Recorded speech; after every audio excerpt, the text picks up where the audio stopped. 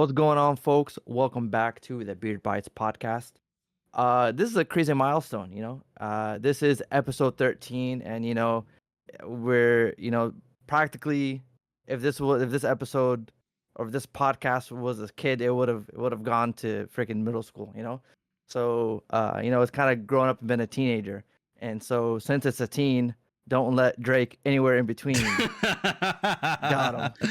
Okay. Had to make it a little bit emotional. And I,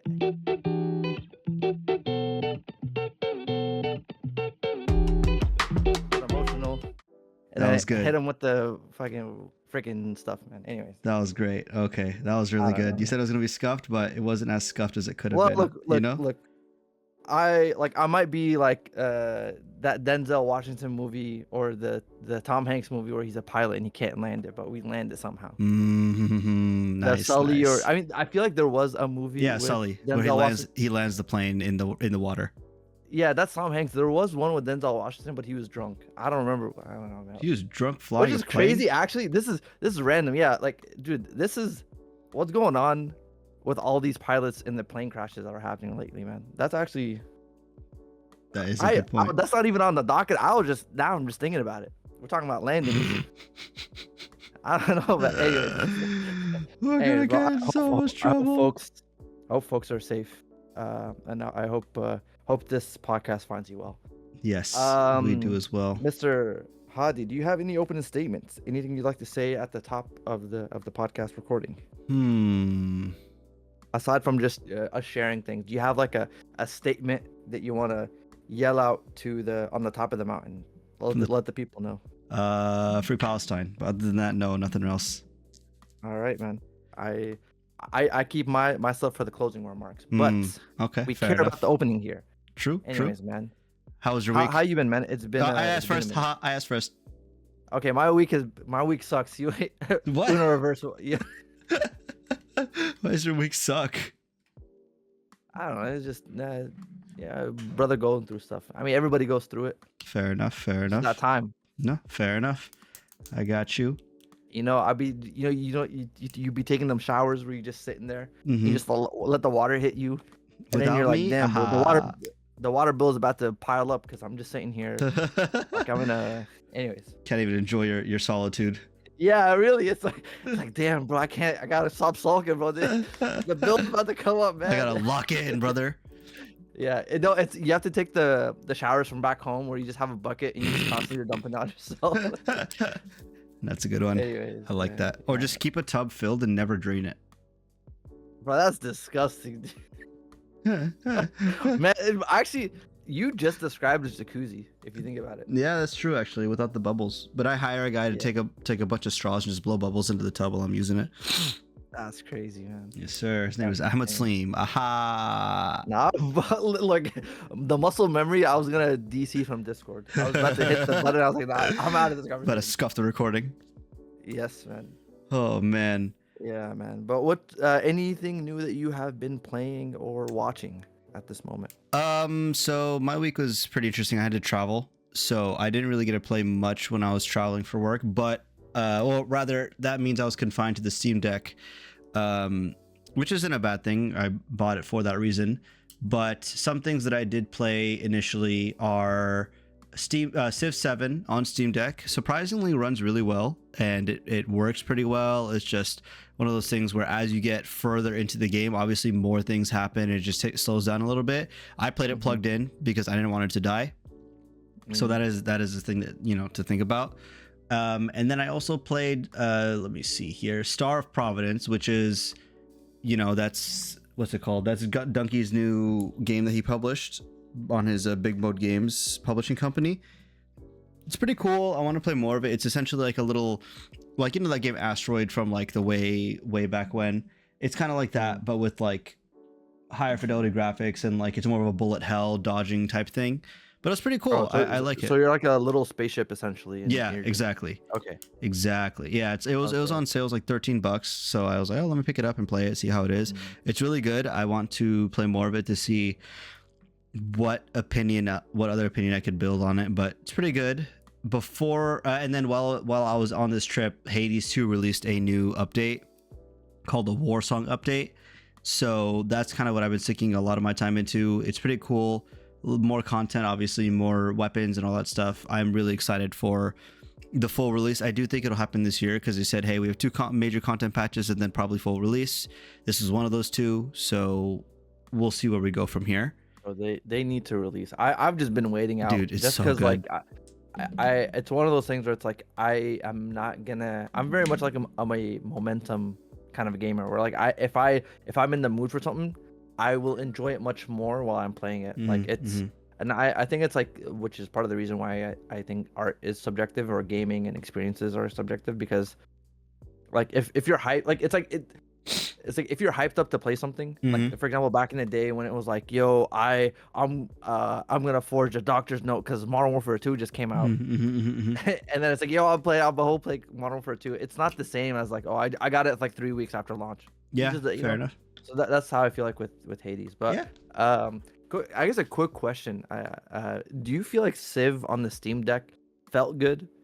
Like, did it translate well? Because I feel like they butchered, or they streamlined a lot of elements of the game. I think in favor of a controller feel. Do you think it worked? I think it works pretty well.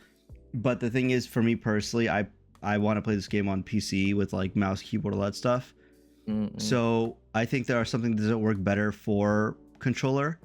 But I think in general, I think it's personally for me, it's better to play it on PC. But I agree with you. I think they did sacrifice some things in terms of better UI and things like that in favor of making it more controller friendly, which is kind of goofy.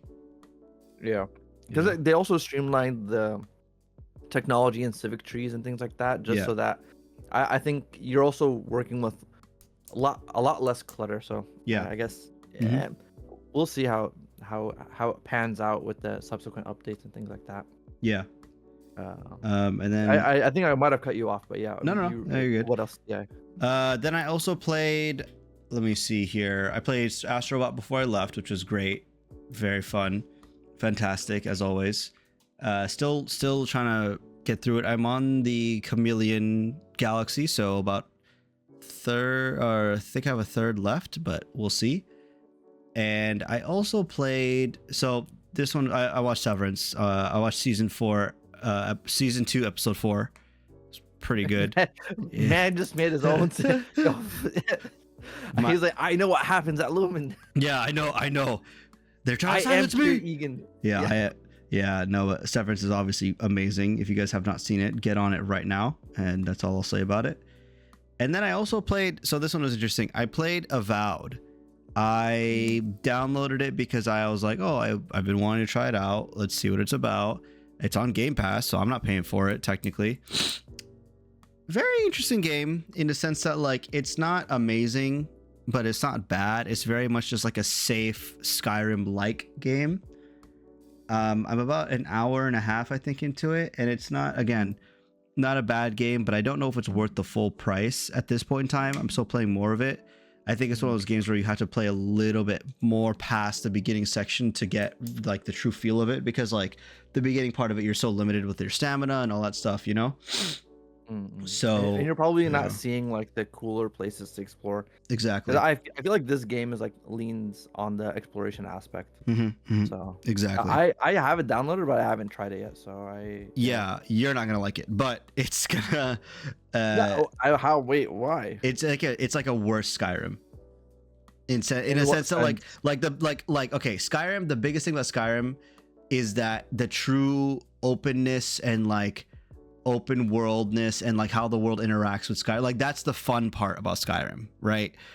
Now imagine a world where they take away a lot of the world interactions and the like narrative decisions that happen that like don't matter and all that stuff. Like, not to say Skyrim had a very in-depth narrative system, but like you could like, it feels as though the decisions you make in this game don't really matter in the grand scheme of things.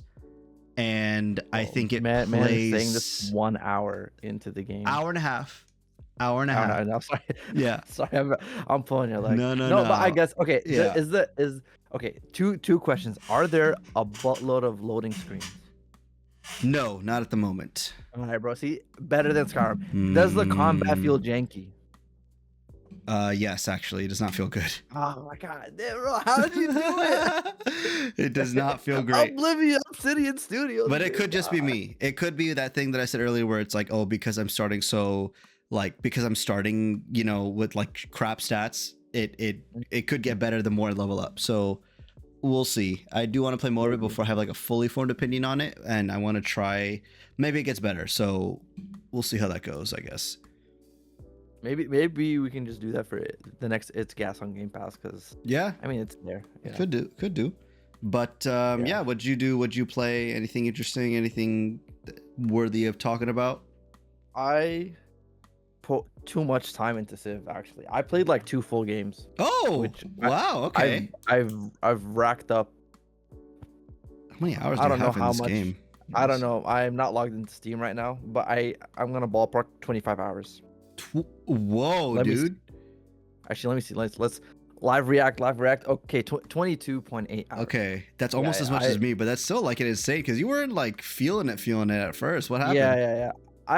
Because I was just like, oh, let me just see how it goes, and I think I just take things personal. Cause okay, my thing is this, right? My thing is like, look, Mhm. I'm not gonna do the military, like domination victory, because like the way they add the win conditions for that and the way you get points is interesting, because at a certain point, like you like in one of the phases it's like, oh, if you conquer lands that have a different religion than you, then you get more points, and then Mhm. in the third age, if you conquer settlements that have a different political ideology than you, then that you get more points. So so the first time I was like, let me just do a science victory with Ben Franklin, and I got out scienced and I got second place and I lost by a point. And then the Ooh. second time around, I was like, yo, let me just be a peaceful dude. Let me just play culture. And then at some point, like, these guys got upset because I was just dripped in the freshest clothes, had the Mhm. best Mhm. music, had the Mhm. best food, had the best culture. And so they just like literally, it's the map, the default map you play. It's you and 5 other AIs. All 5 of them just ganged up and declared war on me. And I'm like, dude, I'm Mm. spread across like 2 continents. Like I have all these trade routes and I'm losing money, but I persevered and I dunked on these guys. Mhm. Mhm. Mhm. Freaking Xerxes sucks dookie. I hate him. And Ben Franklin's the worst, bro. And he was playing France. Mm. Freaking frick France, bro. Them and the British, because they colonized the whole freaking world. But this is a little personal vendetta. But yeah, it was crazy because I was up till like 2-3 a.m. just playing, and I was like, you know what? Look, 20 turns. I just need to grind this out, and then I would wake up miserable for work. But I got a victory under my belt, which is nice. So what do you think now that you have that victory? I don't know if I'm gonna play more. I'm gonna be honest with you. Really, you're not a fan? Well, it's just like, I think, not to say that like the game is formulaic, but I think they're like I'm not feeling the desire to. So okay, let me take a step back. I think I really enjoyed when we played Civ 6 multiplayer. Mm-hmm.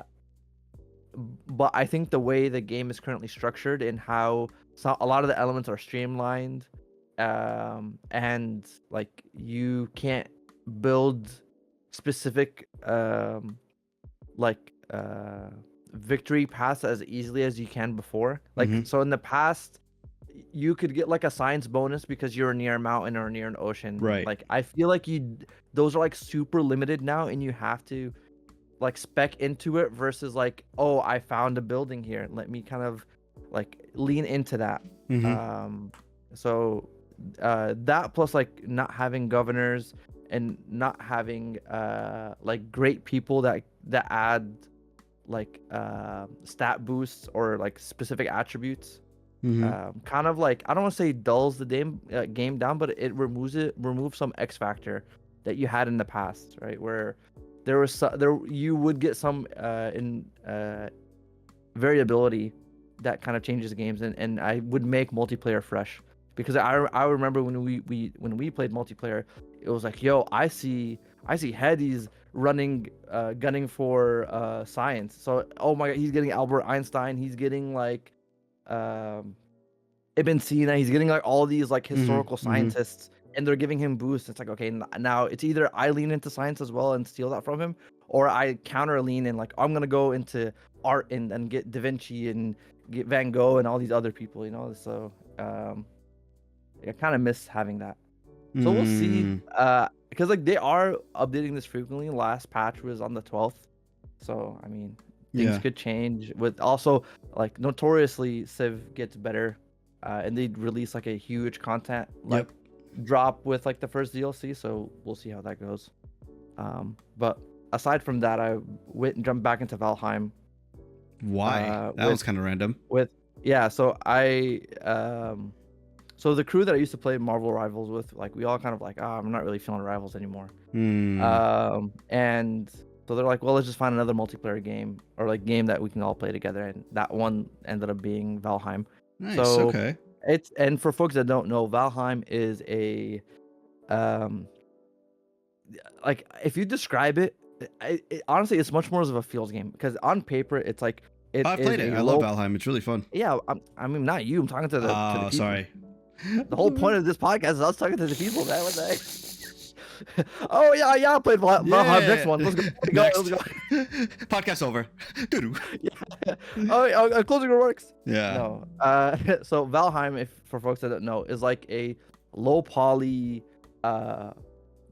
Minecraft set in the like Viking Valhalla kind of setting, where Odin and his crow is following you around, and they're all buddies, and you get to mine and build Viking-esque houses, and collect resources and fight bosses and get buffs and eat food, gather food, hunt, and do all this stuff. Yeah.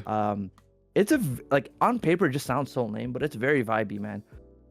It just I don't know how to explain it. It's just, you know, just a bunch of dudes hanging out, building a Viking base. It's like if you took making a man cave vibe into a video game. How many of y'all are playing together? We got everybody included. It's like 5 people. Nice. So it's not that bad. Nice. But yeah, I've been wanting to try it cool. out again recently, but I haven't had like a crew to play with, to be honest. It seems like I remember playing it before during COVID, and now I'm like, damn, I think I low-key missed that kind of game. Yeah, I remember the first time we played it, we dropped like 60 hours, like in 2 weeks. Oh, dude, and then we dropped it cold turkey, and then yeah. But aside from that, just been watching Severance and occasionally Ted Lasso. We're almost on season 3 now, which again, Ted Lasso. Actually, Apple TV is pretty dope. Not gonna lie. And we might be watching Cobra Kai, which, dude, Cobra Kai, they should have stopped so long ago, but apparently it's the final season. I just want to see how it ends. Is this the final season, really? They said that? I think so. Yeah. Okay. Bro, how much more karate can they do? They're gonna do karate in space. They're gonna karate all the kids, bro. Kreese is on Mars. We gotta go stop him. He's gonna punch the moon. Yeah, he's gonna Cobra Kai never dies on the moon. That's what no mercy up there. Yeah, there you go. Fight him in hell. Yeah. But yeah, so I mean that's that. I did play a little bit of Eternal Strands, which is Gas on Game Pass game. Oh yes, I did not touch this. Have you? Okay, folks, I'm gonna be honest with you. Here's the thing. This is a heart-to-heart moment right now. I think doing is it Gas on Game Pass every episode is a little bit tiring, because we're just constantly context switching and playing games that like we might not be interested in. So like we don't. I feel like we're not really giving these games a fair shot. But that being said, we might do this every 2 weeks or once a month. We'll see how it goes. But no knock on the game developers, man, because like I mean, they made a game, they made a product that takes a lot of effort. That being said, Eternal Strands, it looked really good, has pretty good production value. It is developed by Yellow Brick Games. This is their first game, from what I can tell. And the elevator pitch that I would give is that this game is a third-person game where you have bows and arrows, you have a sword and shield, and you are put in this world where you can weave magic, and that allows you to do like telekinesis and use Hmm. ice. And I'm pretty sure later down the road, like other like the weapon wheel or spell wheel was like pretty expansive. So I'm pretty sure there's like a fire and some other stuff there, thunder, and I don't know.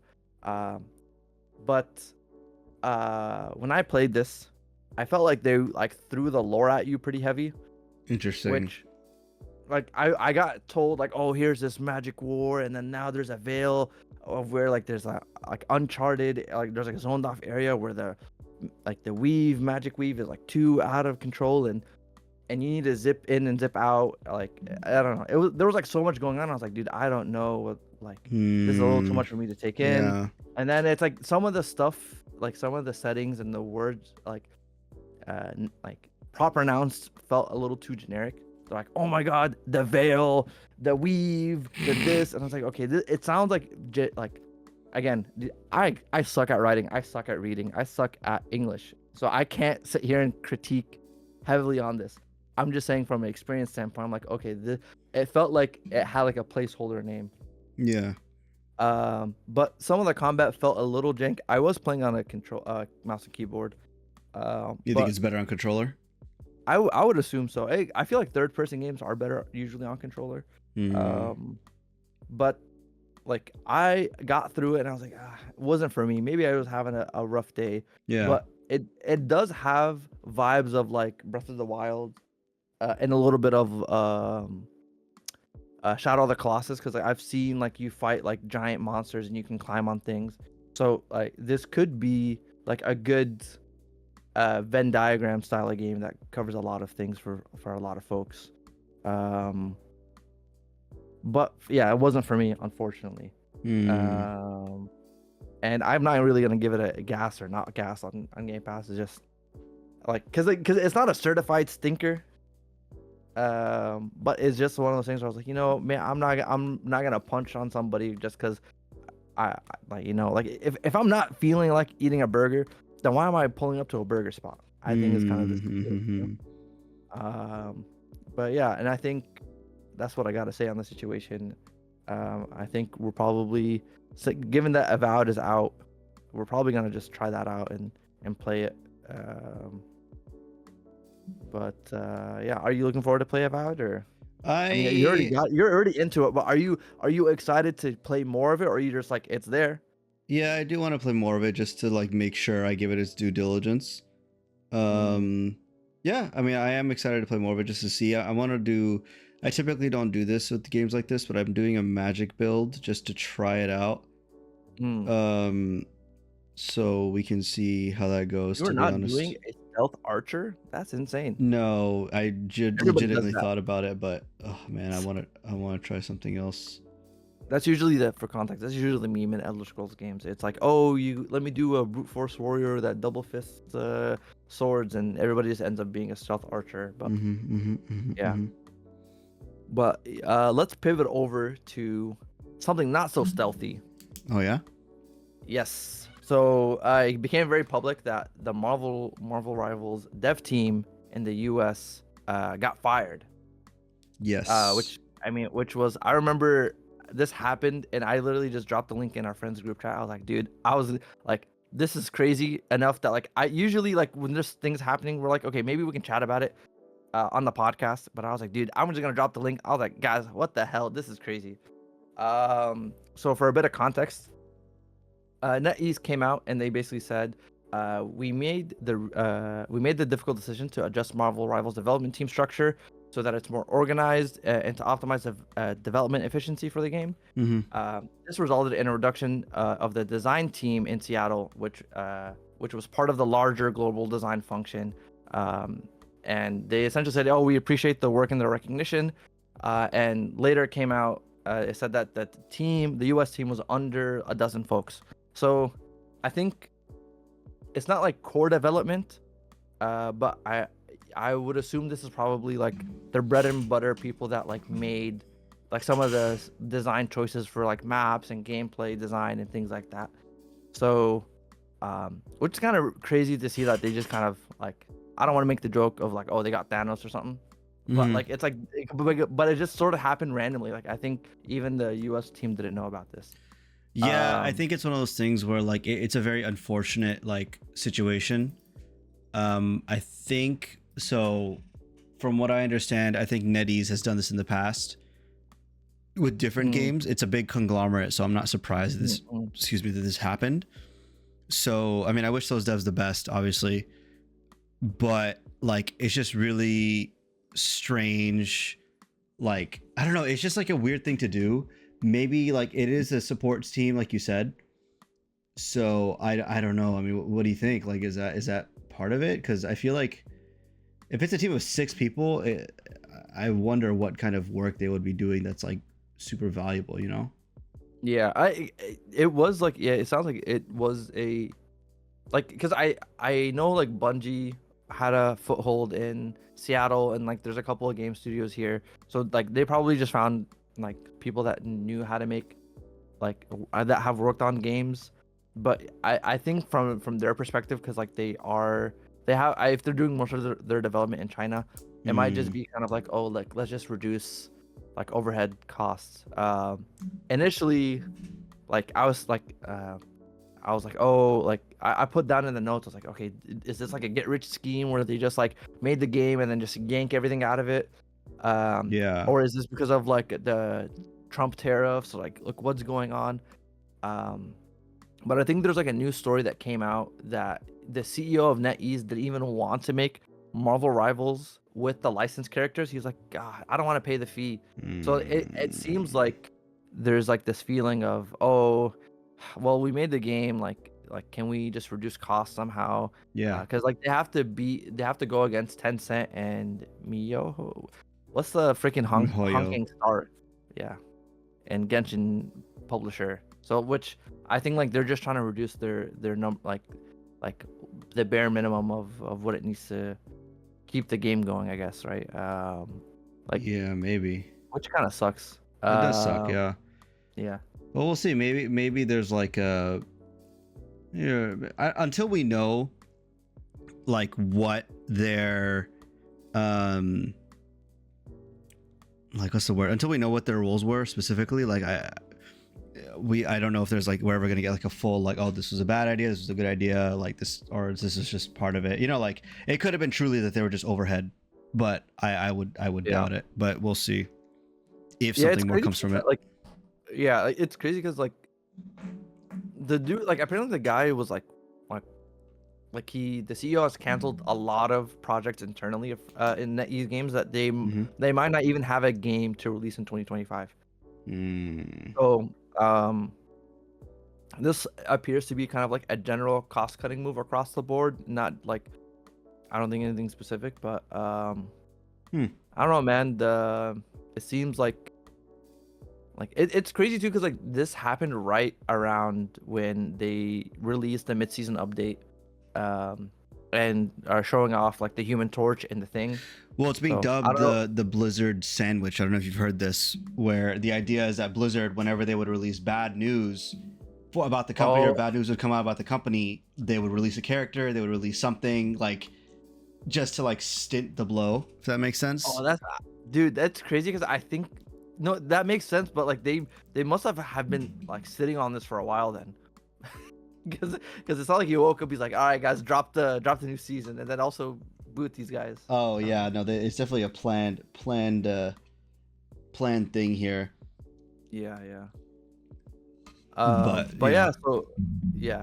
Um, I mean, I guess like to kind of pivot, if we make this an open face sandwich, Mm-hmm, mm-hmm. because there we had the bad news from Marvel Rivals, but then Overwatch 2, they're dropping their new season that has all these crazy changes, and I think as part of the kind of content rollout, there's been interviews with the Overwatch 2 director, and he essentially went on record admitting that they are feeling the pressure from Marvel Rivals. Granted, Yeah. this was before the layoff news, but it's interesting that they're kind of being a bit more candid about this, because I think back in the day you would never hear people admitting that, like, oh dang, I'm getting squeezed here.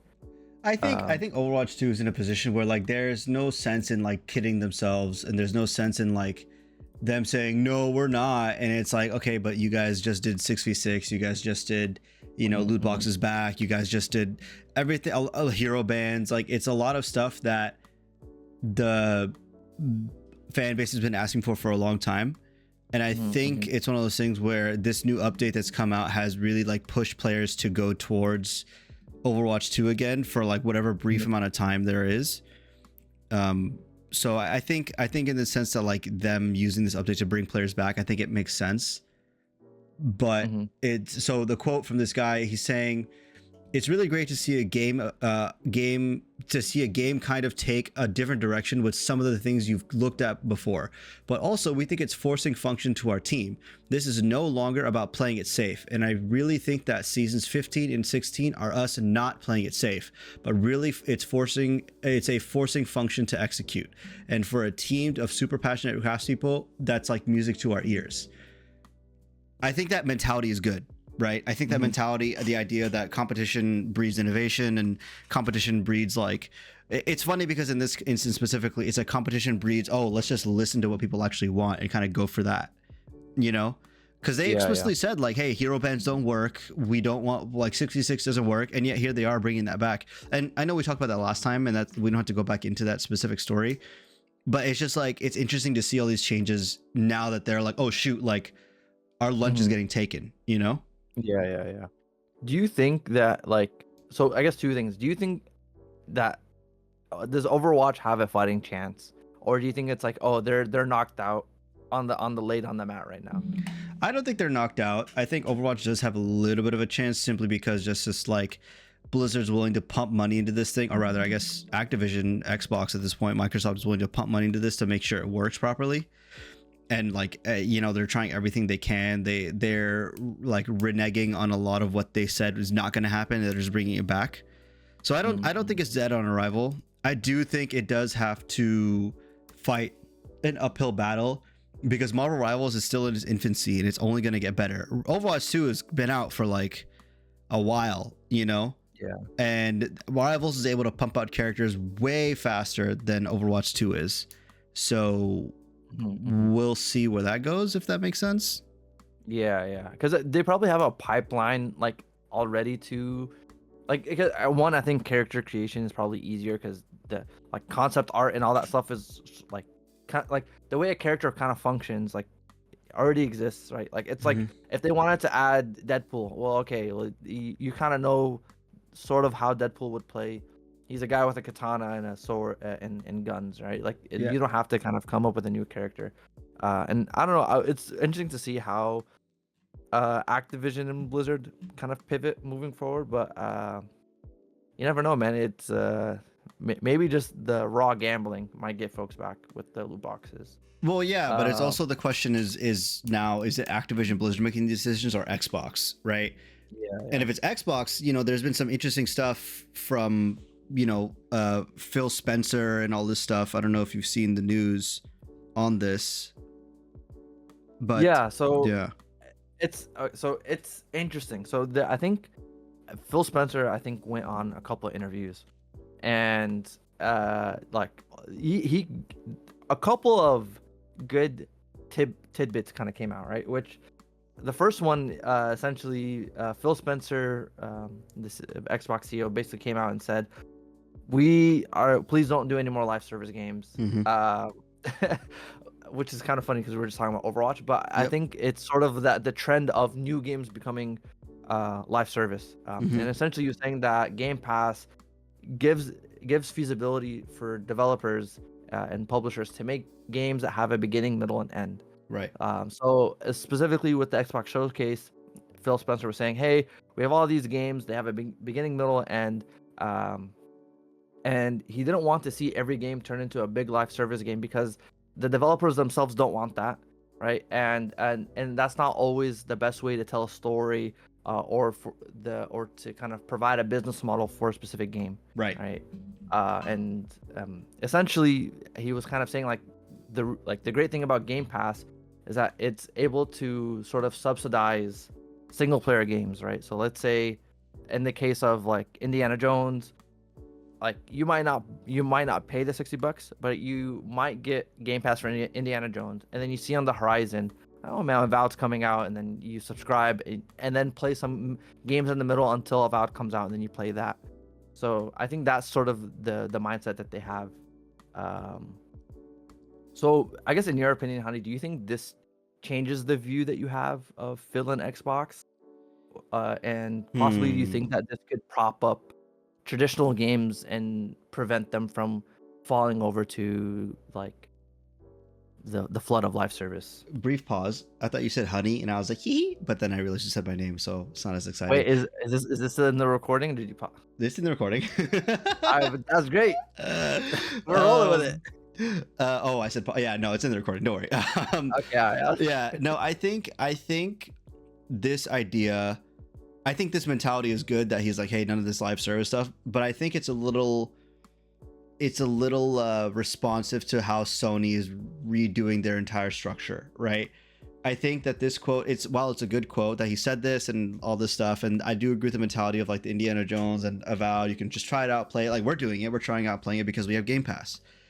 But I think this is a little bit in response, and obviously we can't prove it, but I do think part of it is in response to Sony really changing up their entire structure of like removing a bunch of live service games from their like platform plans, you know, like God of War, Horizon might still happen, but like God of War, for example.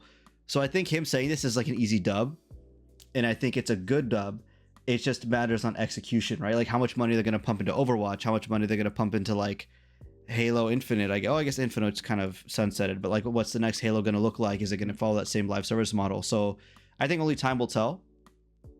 But I think if he is true to his word and all this stuff, I think it'll be interesting, you know? Yeah. I do worry about the idea of like game ownership though.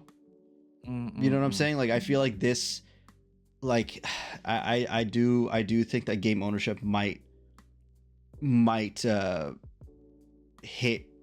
get hit by this idea. Yeah. Okay. Interesting. Great that you said that. So I wrote on in the notes, I was basically like saying, well, unlike the Dems and the guns, Xbox is not trying to steal your games, right? So the concern here was that like as a platform, they're gonna just like make it like so ugly for you to own a game, right? But Phil Spencer has came out and said, hey, we're not trying to funnel people away from the ownership, and that they've given respect to people's libraries, right? And honestly, like, okay, at first I was like, oh, this is kind of some BS, but they didn't really market this well. And I think like maybe they need to go back to the drawing board, because I think they have like a punch against Sony here. Mm-hmm. But Phil Spencer said, hey, like we respect people's libraries and that they've built over the generations. Like just look back at backwards compatibility and Xbox Play Anywhere. Mm-hmm. So right now with your Xbox Series X, you can pop in a 360 disc and it'll work. Yeah. You can't do that on the PS3. You can't do it on the PS4. You can't do that on the PS5. You can't take your old games and pop them in, right? And every game that you can play on Game Pass, you can buy on Game Pass. And if you buy the game on Xbox, you can play it anywhere. So like I think they're leaning heavy into that. And also they're saying like, hey, like I know people are kind of scared of Game Pass, but like it's been allowing them to enter into like new regions that they've had trouble in the past, right? So for example, in Asia, it's a lot easier for them to sell Game Pass subscriptions than it is to sell consoles, and that's primarily because it's done through the cloud and through the PC. So if folks have PC, they can buy their games there as well. So I mean, like, so from your take, do you feel like Phil Spencer is sort of like hiding his intentions, or do you feel like still a bit uneasy with Game Pass? I mean, do you care about Xbox Play Anywhere, or? I think that the Xbox Play Anywhere is a little antithetical to this idea, or rather, okay, pause. Not antithetical, because Play Anywhere, if I buy it on Xbox, I can play it on PC. That content is great. However, the thing is, like, Xbox's newest marketing strategy is like, oh, this is an Xbox, or this is an Xbox, or this is an Xbox. I feel like that doesn't necessarily apply. That only works with the Game Pass games. You know what I'm saying? Like if I buy a game on Xbox Game Pass, right, and I load it up on my PC, that works just fine. But I'm not going to be able to play, like, let's say Avowed, right? I can't play Avowed on my phone unless I have a subscription to Game Pass for the cloud gaming and all that kind of stuff, you know? Unless I'm mistaken. Let's do a live check because I feel the same thing. I feel like you do have to have Right. Because if that's the case, then that disagrees with what he's saying. Because yes, you can play Xbox anywhere, but realistically, the only two places you're going to play a game that you've purchased on Xbox is either an Xbox or PC. Again, both great options, but it's not truly like, oh, you can play it anywhere. Play anywhere relies on Game Pass. Therefore, I think the idea is they're still funneling Game Pass, and I think the game ownership idea is becoming secondary with how they want to run the Xbox business. And like we said before, and you've kind of brought this up as well, like, sure, you could really gun for Game Pass. It could be the way of the future, but I think that if that is the case and that is what they're gunning for, because that's what it looks like they're doing, it's going to really affect how game ownership is in the future. Even though Phil is saying it won't, I think it most definitely will. Right? That's how I look at it, at least. Okay, so to confirm, if you buy a game on Xbox, you still need Game Pass to play it through cloud gaming. Mm-hmm. Okay, so yeah, so that is, and again, it's not a bad thing. I understand, like, it is a service. Like, cloud gaming requires compute power. Like, it's a lot, but it's not necessarily in line with what we were talking about before, or rather, what he's saying here. Like, I feel like they're two different parts of the conversation. What do you think? I mean, I can kind of see that. Like, I feel like it's not necessarily disingenuous because I think the Xbox is doing a better effort of respecting. Yeah, I don't think he's being ownership. disingenuous. I don't think he's being disingenuous. I just think that, like, realistically, I don't think it's going to work out how he thinks it's going to work out. That's all. Like, you know? I think, like, there's like a couple picture things, right? Where one, it's like, okay, you're gonna like the person that, like, oh, I'm not really a gamer, but this thing looks cool, but I don't really want to drop this much money. Like, they have a TV, that's a smart TV. Most likely, like, the way things are moving, they can stream games to their thing. All they need to do my brother has a smart TV, and you can just straight up stream Game Pass. All you need is just a freaking $25 controller, Xbox controller, and then you're now a gamer. I think it's like that significantly reduces the barrier to entry, and they can get more people to play games before, right? Yeah. I will say, like for example, like sub point, right? Like, I was comparing, like, I was talking about, like, backwards compatibility, and I was looking at Sony's approach, and they have like you can't even get a PS2 game and put it in. You have to buy the PS Plus subscription, which is like $120 a year. Ew.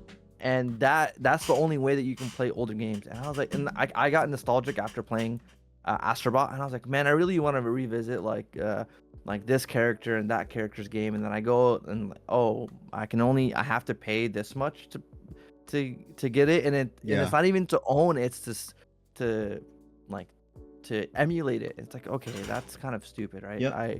I don't know. I kind of wish that maybe Sony kind of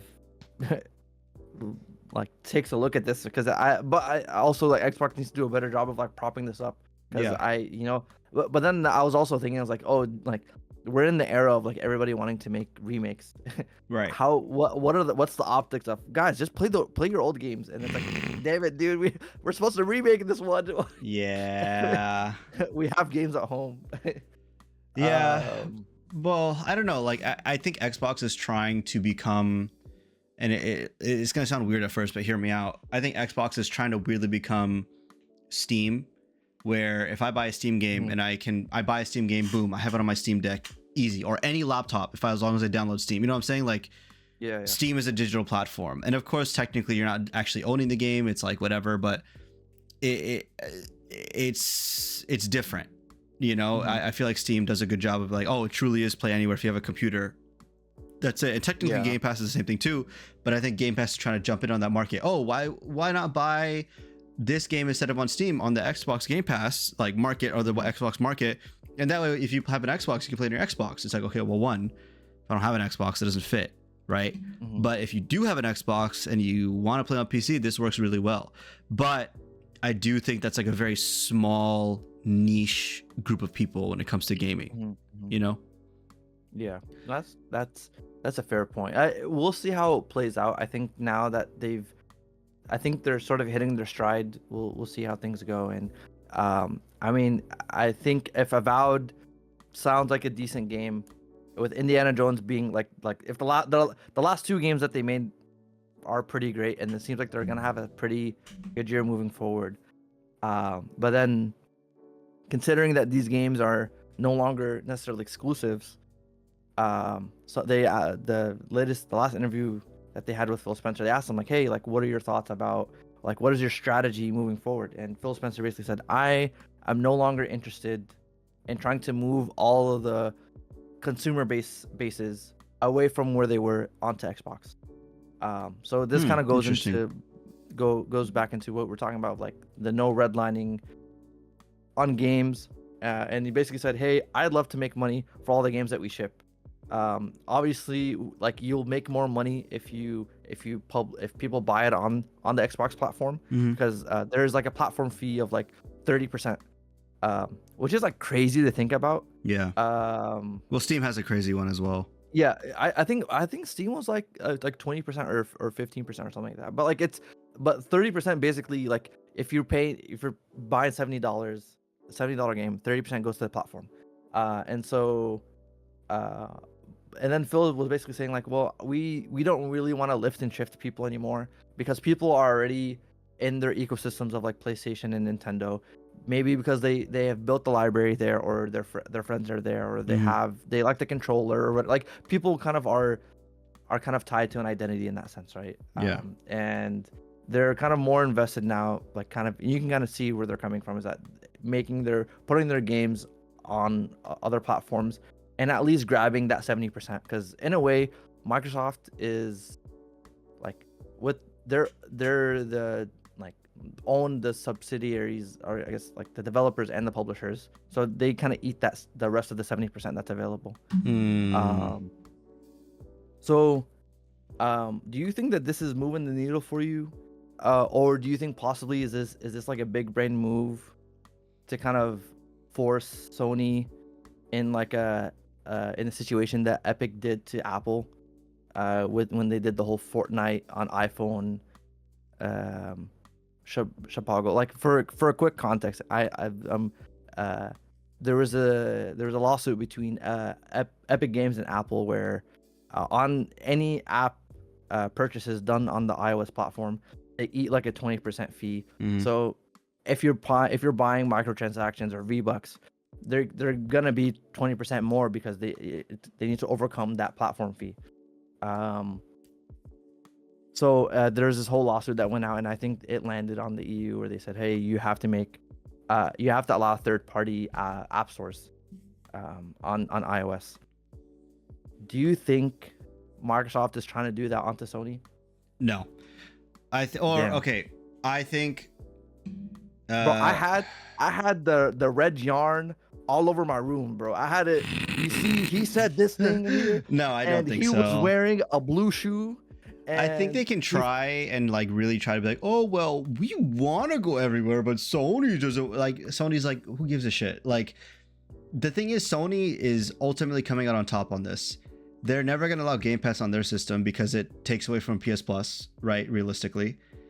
And at the end of the day, Microsoft is in a position where they have to be, I'm not going to say desperate because that's not the stage they're at right now, but they have to like play ball with Sony. Like, they're not selling like Halo copies on Xbox because nobody buys Halo on Xbox at this point, in a sense that like the last Halo was so disappointing and they didn't make enough money off of it, obviously, so they're redoing all this stuff. They need to figure out, okay, how like these exclusives aren't working for them anymore, realistically, you know, like keeping Indiana Jones only on Xbox or Starfield only on Xbox, at the end of the day, maybe not the best choice for the game, but like they're gonna be on Starfield, for example, is gonna be on Xbox, and it's like they're not making sales on Xbox because one, nobody has an Xbox at this point in time, or a lot of people enough doesn't have an Xbox to where it like justifies it. Okay, so put it on PC.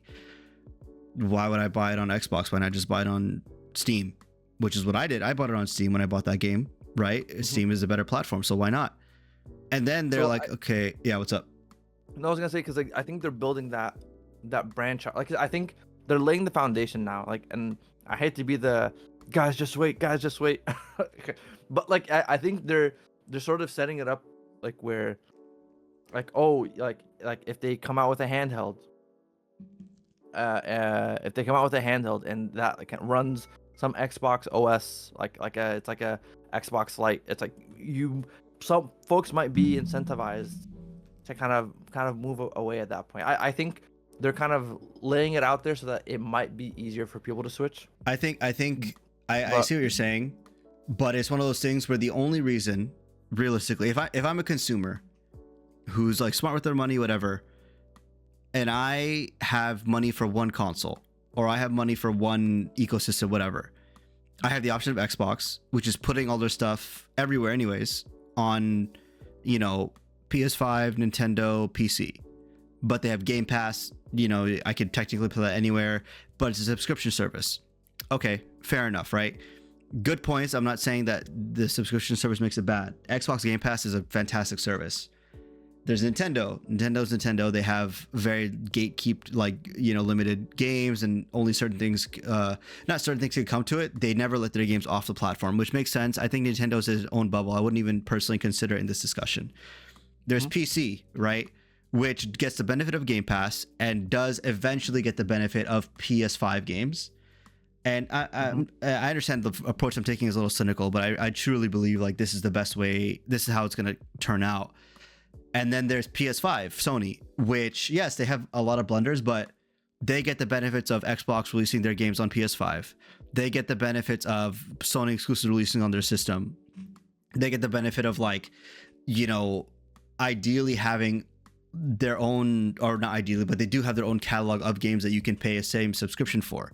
Yeah, I don't get Game Pass, but at the end of the day, if I'm in this ecosystem of Sony and I'm getting the Xbox games that they're releasing, I have absolutely no reason to ever switch over to Xbox, even if they're like, oh, well, you know, we want to put our games multi-platform. Cool, give me the games. And that Sony, there's no way that Sony's going to put like Spider-Man on Xbox. You know what I'm saying? Like, they don't have to. No, I understand what you're saying. Yeah. Like the counter, like we're looking at this today as of 2025, but it's not like if you're looking forward, right? Where like we both have computers, right? At some point, the Steam Deck is going to be kind of outdated, right? By that point, Microsoft drops they're rumored to work on a handheld. They drop a handheld. Okay, now let's say we both buy it. Like, would we be compelled? Like I'm not saying like now it puts a question on the consumer. It's like, hey, you have this like cool machine that's mobile, runs games pretty well. Oh, you can run Game Pass games on this pretty well. Great. Would you want to buy a game so that you can like own it to play on your computer or on your machine, on your Xbox on the go machine? I think they're like positioned to like make more like opportunities for sales on people.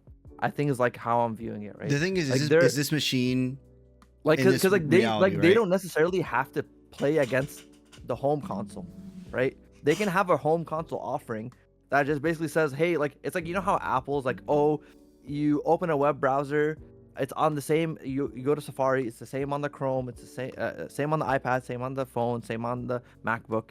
Like, it's like, okay, if you can do that sort of experience with games, or like, well, my library is here, it's on my desk, it's on my hand, it's on my couch, like, that's, I think, is like where they're positioning themselves, where they're like, okay, like, sure, Sony, whatever, but we're expanding the gaming space and getting other customers that might necessarily not have been playing, and like putting a device in front of them and saying, hey man, would you like to pay me some money?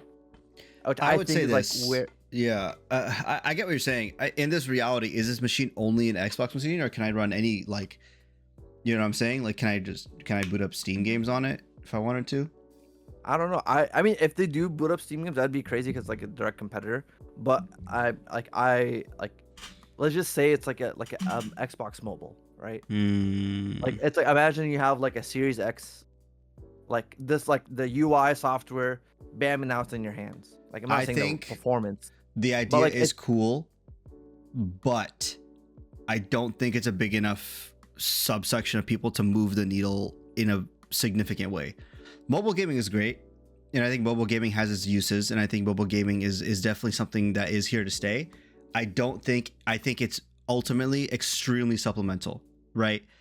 That being said, like I don't think that the Xbox like handheld is going to be good enough for someone to be like, oh, let me jump into the Xbox ecosystem because I can buy it on Xbox and play it on handheld. Because technically speaking, you could do that now with like the Legion Go. They run, you know, it runs like, it's they're kind of it's a, not the best. I feel like when because like you're like playing raw Windows, right? So it's like yeah, you're that's fair. Yeah. so like it's some there's some jank there, but I feel like they're like Xbox like is probably sitting in a spot where like okay like this physically the home console space, sure it's like they might have capped out at that market, so they're like all right we're gonna leave this race early and we're gonna start building like the what the Hmm. future of I like of mean, where things are yeah, supposed to be. I would love to see this idea come through. Like, I'm not saying that the idea in and of itself is a bad idea. I'm just saying personally, I don't think that people who own a home console and who like the target audience, like all this is for, like, I don't think that um like a mobile Game Pass machine, for example, is gonna, or whatever Xbox machine is gonna like is the way of the future, is what I'm saying. Because at the end of the day, I don't think mobile gaming like that is gonna take off as much as people like to think. You know, I I think mean I don't it know. would be I and I see what you're saying. I'm saying like I'm thinking like it might not be it might not just be the handheld, but like I'm saying like what if they position themselves in a way where it's like hey like you can get an Xbox that like or this mobile console that you can go play your games and then maybe like if it's a viable option like a lot like people might make their that be their general machine and then the PlayStation be their exclusives machine. Like it's sort of how like okay, like right now we both have computers. Primarily, most of our gaming is on computers. But Mm-hmm. whenever a Sony banger drops, we go drop the keyboard and mouse and we go running to the TV, right? I think Microsoft is trying to like inject themselves and be like, hey, like they understand people have like here's a desk and PC and here's a console. Like if we can get ourselves in the middle and fit there organically and have that be an Xbox product, that might like make people think more about like okay, how am I like Well, hold maybe on. I shouldn't really get a Steam Deck or something, right? You know, like or In this maybe let me center get this space, Xbox right? machine. In this space, why would a user buy an Xbox machine if like the console games that they want to play are on PS5 and Xbox is releasing the games to PS5 anyways? Because they said that's where they're Okay, so going. You know what I'm no, saying? yeah, but so let's say there is the mobile machine, right? Mm-hmm. Like there's people that we know that don't really game that own a Steam Deck, right? Do we? Like I don't know anybody who what owns if a Steam Deck that doesn't game.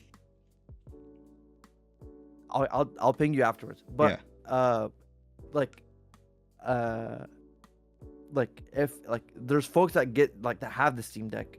What if they're like you hit them with the Game Pass plus Steam Deck. Oh my god, that's so great. Now they're kind of like in that part of the ecosystem. And now if they're like, oh man, you know, like if they made this purchase, they might be more inclined to make like maybe I want a console to sit down and play. Like if I already own the game on my mobile machine, Xbox Play Anywhere, I can play it on my TV or I can play it on like console box that has dedicated graphics XYZ. Like I think Hmm. they're building a foothold.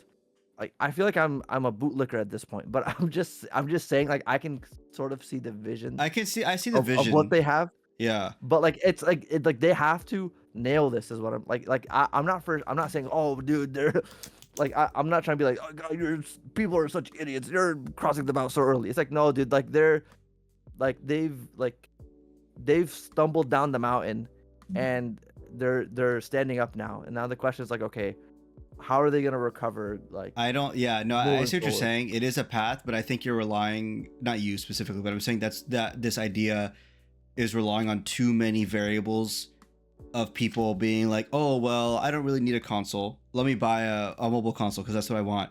Oh, I can play my mobile console games on a proper console. Let me just buy that console. Like, I feel like there's too many points of like too many pain points for the average consumer gamer, whatever, that buys consoles, that's like, oh, like that requires them to jump through too many hoops. I think most people generally want to get home from a long days of work, sit down, grab a controller, and just boot up like Astrobot, for example. Simple, clean, easy, right? I don't think people want to sit down and be, oh, let me play on my, like, you know, my mobile gaming machine to where like I can look at the screen. Like it's there's something about sitting on a couch and just playing a game, or there's something about like owning a console and playing games on a console and like running games on a console that like are powerful enough to like have a nice fidelity, use a TV that you own. You know, I'm not saying there isn't a subsection of people that use mobile gaming exclusively. I fully I can see that reality, right? But I don't think that this like chain of events is like the way of the future. I think people are too tied to their consoles. I think people are too tied to the idea of like, yeah, like I just want a simple console to play, you know? Like the guy who's playing Call of Duty, I don't think is gonna get that like console, or the mobile gaming console. You know, they're gonna get a proper console and just play on that on a TV, you know, or Yeah, EAFC, for example, or something like that. yeah, I mean that's true. I Yeah. think like I'm saying like I feel like maybe I'm not articulating this, but I get what you're saying.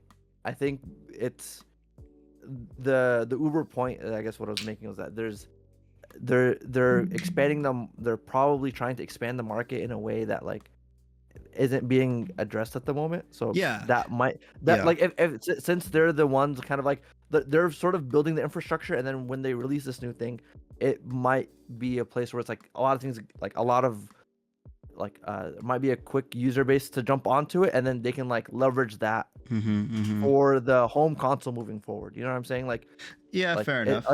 like I'm not saying that like, oh, they're gonna get it in this generation. Like they're probably prepping for something in like 2030, you know, like so that Mm. like they're stacking the deck in a way where it's like, okay, if you capture a decent amount, like for example, like Game Pass subscriptions are up, if they kind of maintain that, capture more growth, and then like target people like, hey, like you guys seem to love Game Pass, you guys can get it in this direction, and then in a couple more years, like you guys have loved Game Pass and bought some games, you guys can now complete the trifecta, sort of to speak. Hmm. But maybe but also maybe they could be pushing for um this is a horrible Well, segue, hold but I'm on, just gonna go guys. for it. If you think I'm correct, comment Hadi is right, Ahmed stinks. And if you think Ahmed is correct, uh, comment the First Amendment in its entirety. Free speech. Yeah, because you know what, I'm a free thinker, you know, I Mm-hmm, think with my mind, mm-hmm. right? Everybody is too busy free to think, but they're not actively thinking. Yeah, You know what I think? salam. And I think that the game prices are too damn high. Oh, do you Not now? me specifically, not me specifically, but a lawsuit in the I think it's Netherlands. It's a class action lawsuit against Sony, which basically claims that the digital storefronts, Mm-hmm, mm-hmm. when you're buying digital games or in-game content on the PlayStation platform, Sony ensures that this can only be done via their store. Sony keeps the market for itself, and they keep the prices artificially high, as the lawsuit claims. Mm-hmm. And it's dubbed the Sony Tax, and basically there is this. Well, this Okay, I isn't me, bro. I'm just saying see. this is us. Look, you can click the link. No, I know. Okay, Like that. interesting. Like if you want to buy things digitally, you can only get it from the PlayStation Store. Bro, I So mean, I guess I feel like it's one of those things where, yeah, like, duh, but what are you gonna like? I'm not saying Sony Tax is good. I'm just saying, like, what are you gonna do? Like, you're gonna tell them to not, like, I don't know what they're expecting here. Like, what, this is one of those things where it's like Sony's like, they can make the argument where it's like, hey, I run the store, like I own the platform, like I have any idea how like expensive this shit is. Like, what are you talking about? I'm not on the side of Sony. I'm not defending their Sony Tax, whatever, but I think like this is a pretty easy win for Sony to be like, how about you just shut up? Like, I don't I know. don't know. So Nintendo does the same thing, right? I Like, feel like what's the the EU is pretty pro consumer. Like I don't know if this specifically is the EU or if it's just let me double check where this is being filed. Okay, this is in the Netherlands. I don't know if they're in the EU, but like, and I don't know if this is gonna go to a wider board or something. But like, I think there is an argument to be made, right? That consoles more so now, they run on PC hardware, right? You're right? not running specific architecture. Phones and all this other stuff, if I'm not mistaken, are running like this ARM architecture, which things need to be developed differently for, and it's not a traditional x86. I think all that means is just the way computer instructions are being processed, if that means anything, right?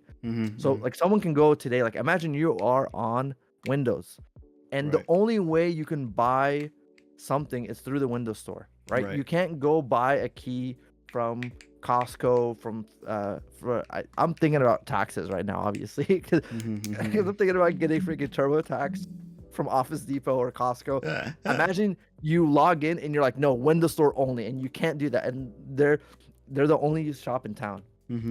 Like I think there could be some room there. Maybe. Excuse me, I was coughing. But like some room there to argue like, hey, like there are other platforms that are somewhat similar to this. Like what distinguishes a PlayStation between a PC? I mean, like you both can play games on it. Like why is it this one has specifically just this like the only one store, right? And I think with the Apple and Epic Games case, if I'm not mistaken, they like, let me Google the outcome versus Apple result. If I'm not mistaken, I think it was Epic Games that won. Did they? I don't think they did. Oh, JK. Yeah. Apple mostly won, but it was required to make some changes in its App Store policies. God damn it, freaking AI. Making me look stupid. Well, damn. That kind of negates the point. Stupid. Oh, okay. So I think what it was. Okay, I think what kind of this kind of simmer down to was that Apple has to, like, they have to allow developers option to communicate to say, hey, if you don't want to buy this, if you don't want to buy this from this platform, come to, like, go to a web browser, buy it, and then come back. Like, so, like, that's how that's so, like, Epic did not get a third-party app store. They basically got a way backdoor for them to say, hey, you can buy our things offsite of the Apple store. Right. So I mean, conversely, like, that would be interesting to see if they could land on a similar I think thing here. But I don't maybe know. maybe I can see that route, but I do think that, like, at the end of the day, like, I fully understand why these people are upset. It is a very valid reason to be upset about, but I don't see Sony losing this case. I'll be honest, just because it's such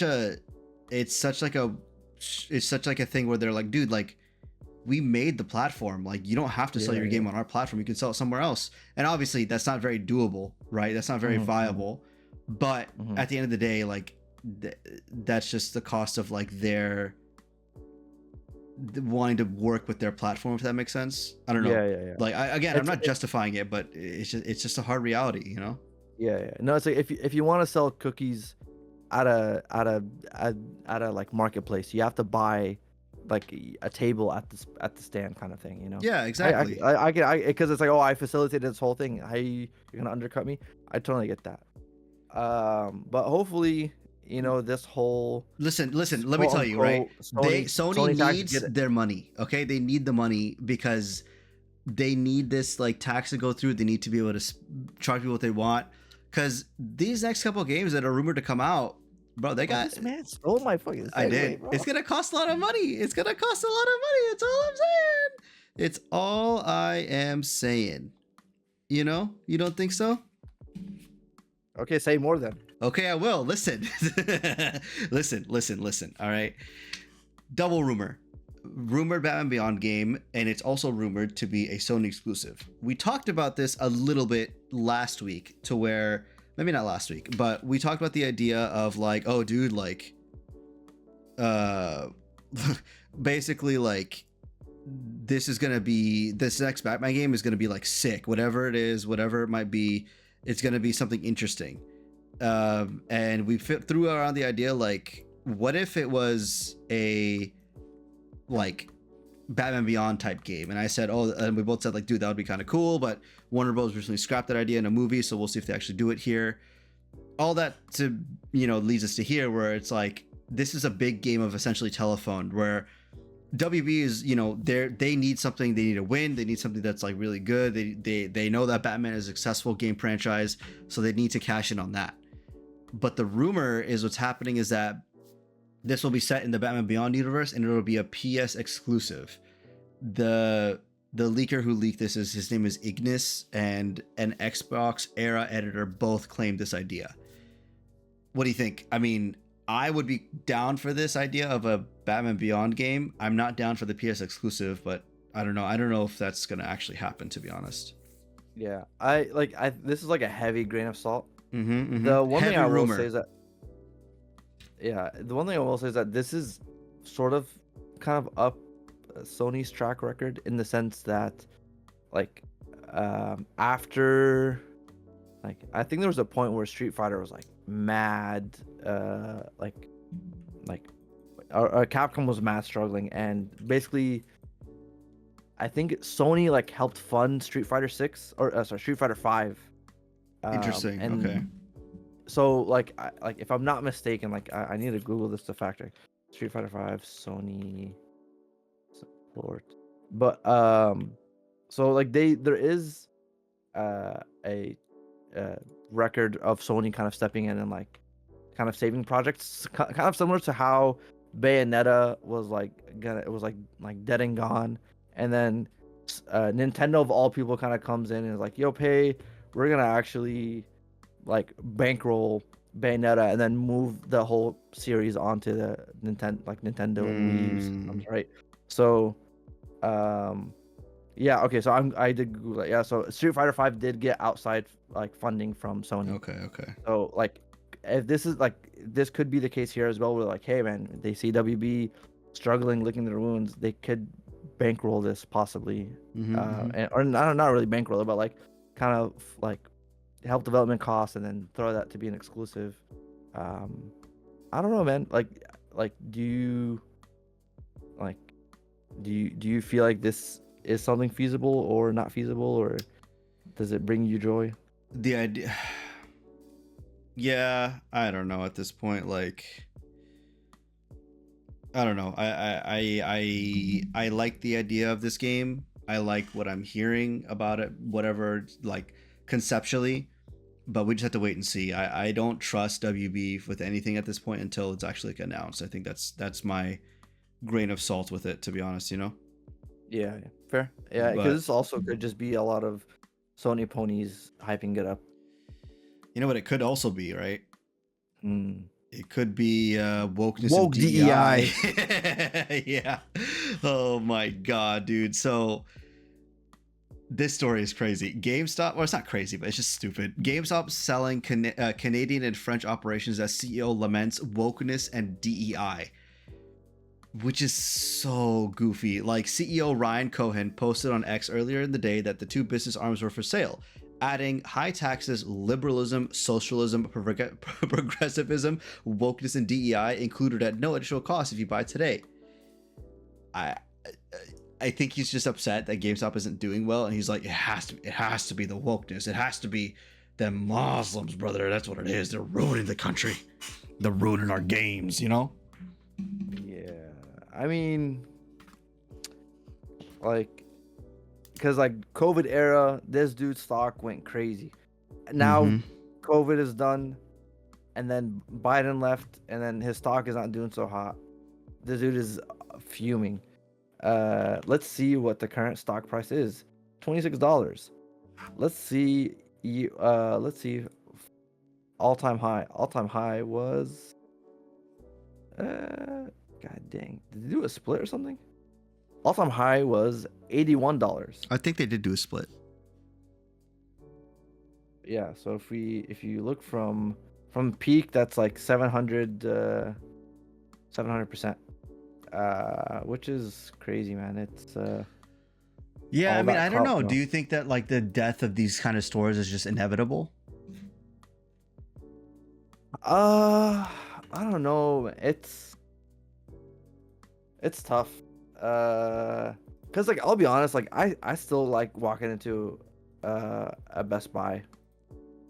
Right. I granted Best it's Buy's a different. I'm Yeah, talking that's what I'm saying. GameStop, It's a different store, right? But I like cause I'm looking at this from like is brick and mortar over, right? Like that kind of that's where my thought process is.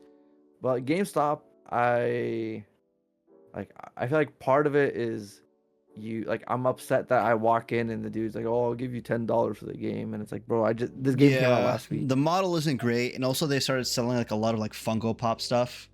Yeah. You know, and it's like I don't know if you've seen the tweet where there's like a tweet where it's like GameStop, something happened, I think PSN went down, and GameStop tweeted out, oh, like wish y'all bought y'all games now, haha, like physically, whatever. And then someone retweeted or commented on it's like, yeah, let me go to my local GameStop and just buy them, and it's just a wall full of Funko Pops. So it's like, you know, like, yeah, I think that the idea of the store itself, while in concept is good, I don't think it's like games specifically are not something that you need to like a physical brick and mortar store for. I think you can just get them either from like Best Buy or you can get them from Amazon, the specific disc, you know?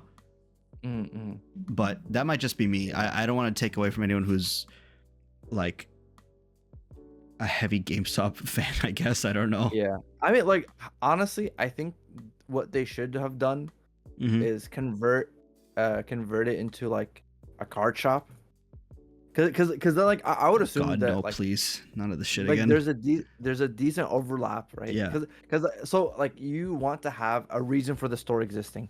Is the reason for the store just people walk in and walk out? Like this is not like a fast food where like you have volume, right? You're like people aren't buying like you're not getting 1,000 customers a day to buy a game in a location, right? True. So it's like no one's lining up for a PS5 again. Or no, I mean they are, but yeah, like it's like you don't have a reason for people to want to visit your store except for I want to get this game, or I want to trade something, or you know, like it's not the like there's no influx.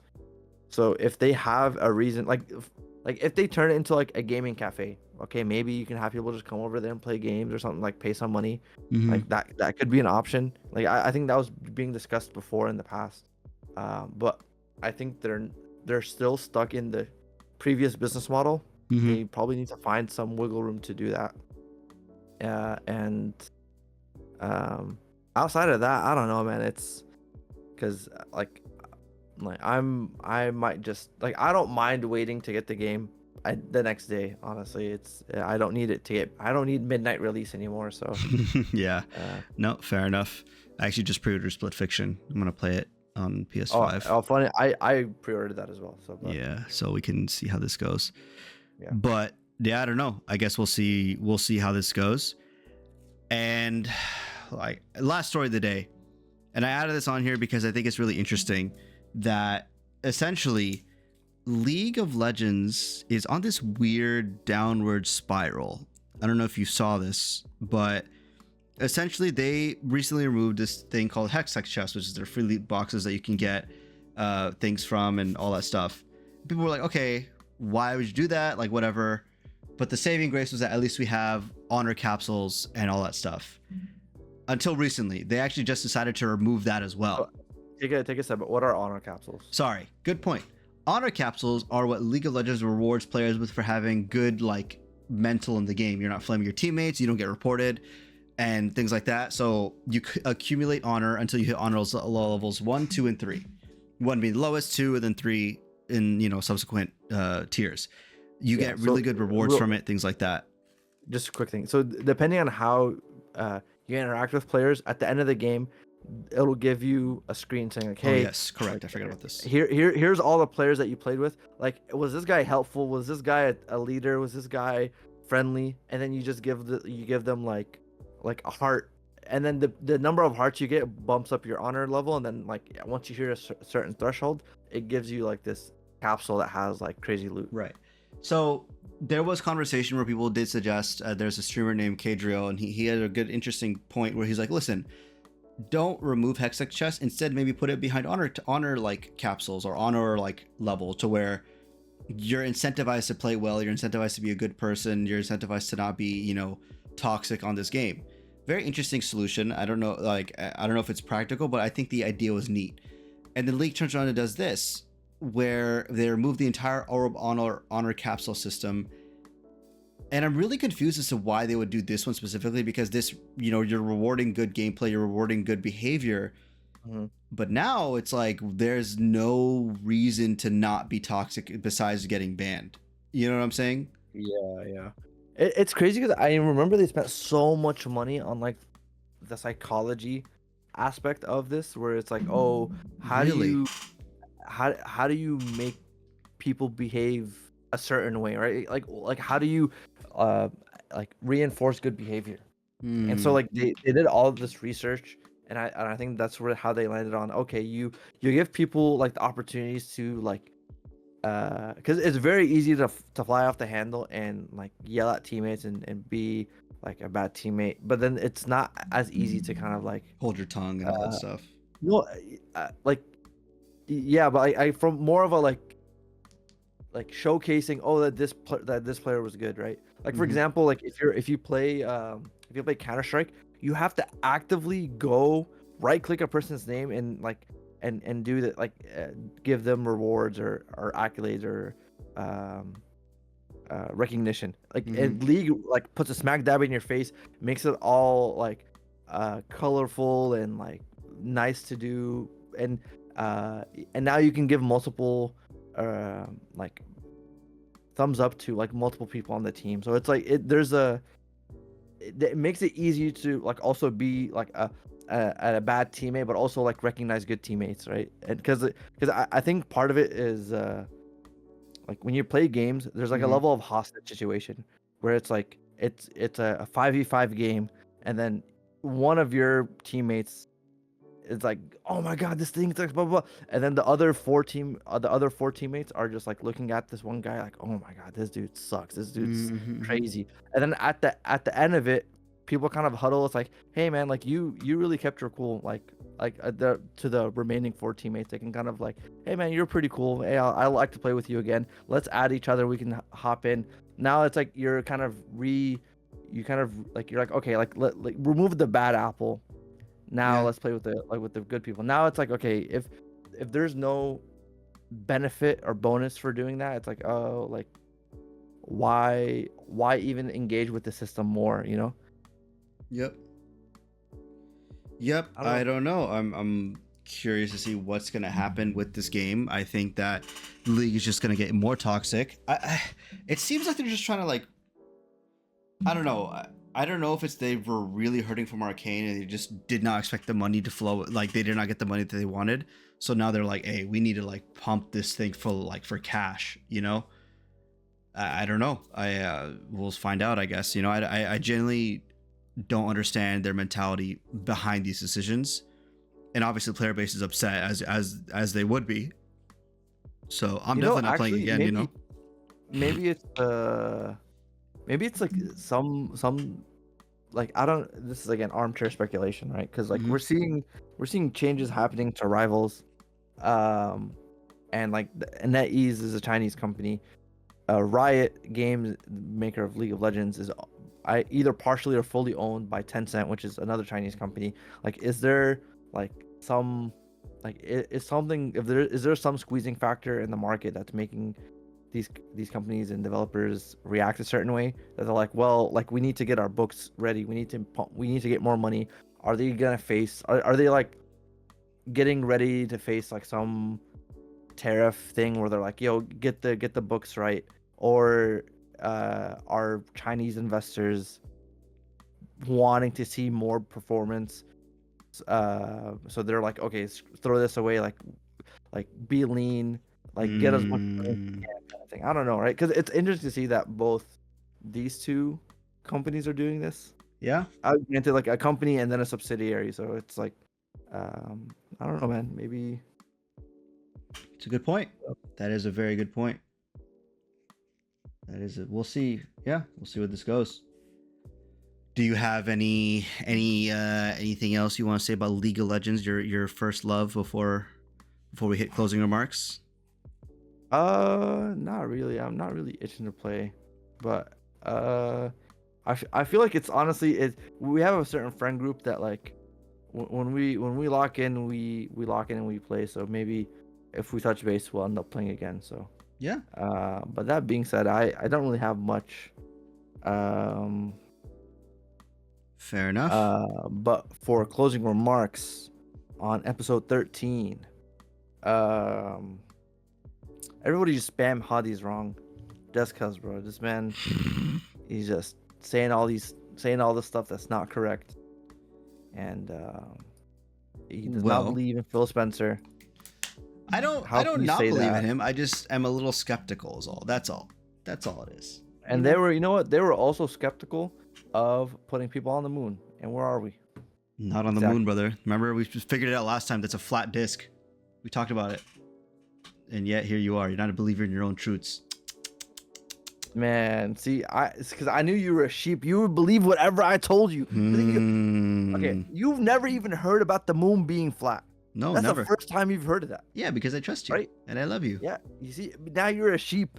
See, like I said earlier, you're free to think, but you're not thinking. Yeah, I don't need to because I trust you implicitly with my life. Oh my god! And then you gave me a freaking 3-hour talk about how he's smiling. I can hear it in his voice. I'm not. I can literally hear it. Literally, I'm biting my tooth down and I'm not even moving my lips. Anyways, man. But no, I really don't have closing remarks at this moment. Nice. What do you mean? Man just wants a brother to shut up. He just says I'm saying it's nice because, No, like, what do you you know when you have stuff to say and you know when you don't. No. And that's how it is. Yeah, you're like, God damn, I heard this guy talk for such a long time. Look at this yapper over here. Yeah, my closing remarks. I don't have any crazy things. Watch Severance, watch Ted Lasso. Nice. Thank you. Let us know what you guys think You about the didn't even music. watch Ted Lasso. Wait, did you even watch Ted Lasso? No, not yet. But still, I'm just saying it's good. Oh, fraud alert. This man 1 hour into Avowed. Yeah, there's not really deep decision making. Man, hour and a half. Not even finished Ted Lasso. You guys watch Ted Lasso. Greatest show ever. True. Are you watching it? No, he's not watching it. I am watching it. Just haven't watched it recently. But it's been a month. I don't know how. Shh, I've been busy. But I will watch it. I do want to watch it. Let me see. What else? Yeah, let us know what you guys think of the music. We decided to try it out in the background for this episode. If you guys don't like it, let us know. If you do like it, let us know.